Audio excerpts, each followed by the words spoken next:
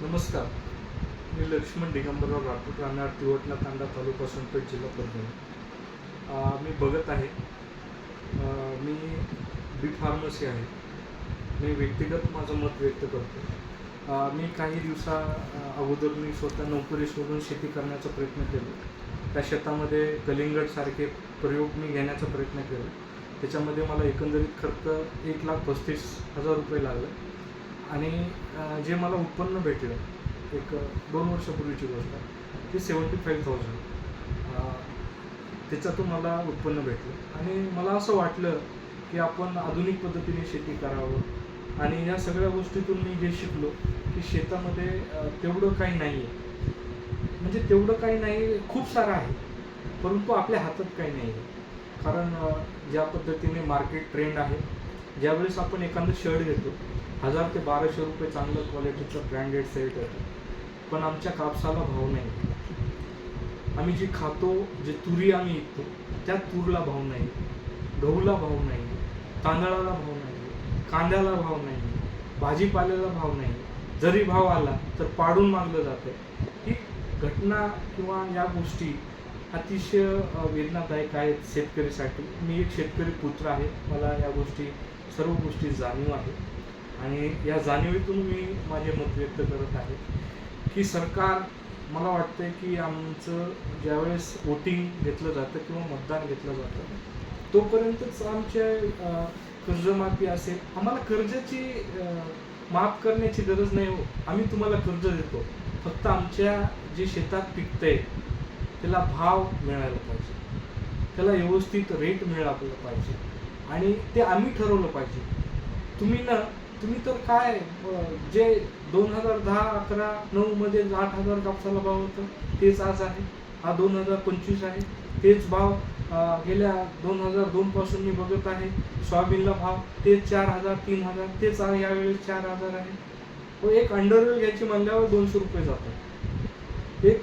एक हँडकरची म्हणजे एक रुमाल घ्यायचं म्हणल्यावर 50 रुपये मोजलं जातं. पण आमच्या 1 किलो कापसाचं दर फक्त 8,000 रुपये क्विंटल. साखराचं दर 3,000 2,000 रुपये टन, 3 रुपये किलो. हे अतिशय किरकोळ पद्धतीने राजकारण करत आहे. लोकांना आमिष दाखवून लोकांना लूट करण्याचं काम हा सरकार करत आहे. मला भाजपाशी घेणं देणं नाही, मला राष्ट्रवादीशी घेणं देणं नाही, मला शिवसेनेशी घेणं देणं नाही, मला कोणत्याच पक्षाची घेणं देणं नाही आहे. मला माझ्या शेतकरी बांधवाच्या हितासाठी मी आपल्याला बोलू इच्छितो किंवा माझा व्यक्तिगत मत मांडू शकतो. कारण व्यक्तिगत मत मांडण्याचा तर आम्हाला अधिकार बाबासाहेब आंबेडकरांनी दिलेला आहे आणि ते आम्ही मांडणार.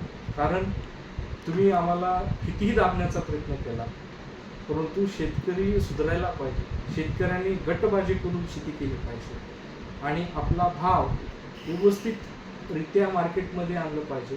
आपणच शेतकरी मित्रांनो, आपल्या दुसऱ्या बाजूच्या शेतकरीचा कांद्याचा भाव त्याच्यापेक्षा 2 रुपयांनी कमी लावला तर तो बाजूचा माणूस आणखी 2 रुपये कमी न लावतो. अशा पद्धतीत माल विकला गेला नाही पाहिजे. आपण एक संघटना तयार केली पाहिजे. त्या संघटनाच्या माध्यमातून भाव ठरवले गेलं पाहिजे की आपल्याला शेपूची भाजी 25 रुपयाला पेंडी विकायची, आपल्याला कांदा 40 रुपये किलो विकायचा आहे.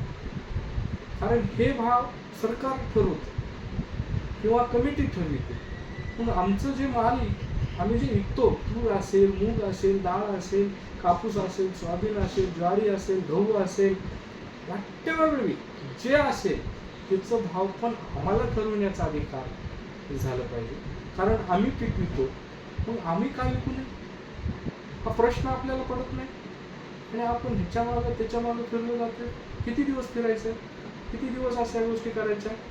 सुधरा, आता तरी सुधरा, निर्णय घ्यायला शिका आणि आपल्यामध्ये चेंज करा. आपल्या डोक्याचा विचार करण्याची क्षमता वाढवा. कारण 2025 चाललंय, शेती नष्ट होत चाललेली आहे, लोकसंख्या वाढत आहे, खाणारे लोक यायलेत पण पिकवणारा कमी होत चाललेला आहे. या गोष्टी बघा.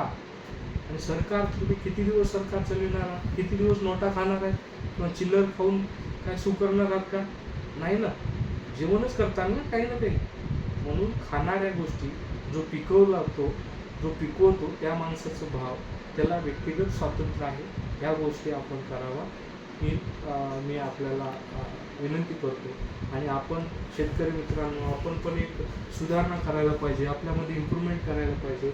आणि व्यवस्थितरित्या आपण जे स्लॅक मार्केट चाललेलं आहे, ज्या पद्धतीने ट्रेंड आहे, काय पीक घेतलं पाहिजे, किती महिन्याचं पीक घेतलं पाहिजे, ह्या गोष्टी आपण बघितलं पाहिजे. त्या पद्धतीने आपण ऑब्झर्वेशन करूनच सगळ्या गोष्टी करावं, हीच मी या व्हिडिओच्या माध्यमातून आपल्याला संदेश देऊ इच्छितो. जय हिंद, जय महाराष्ट्र. थँक्यू.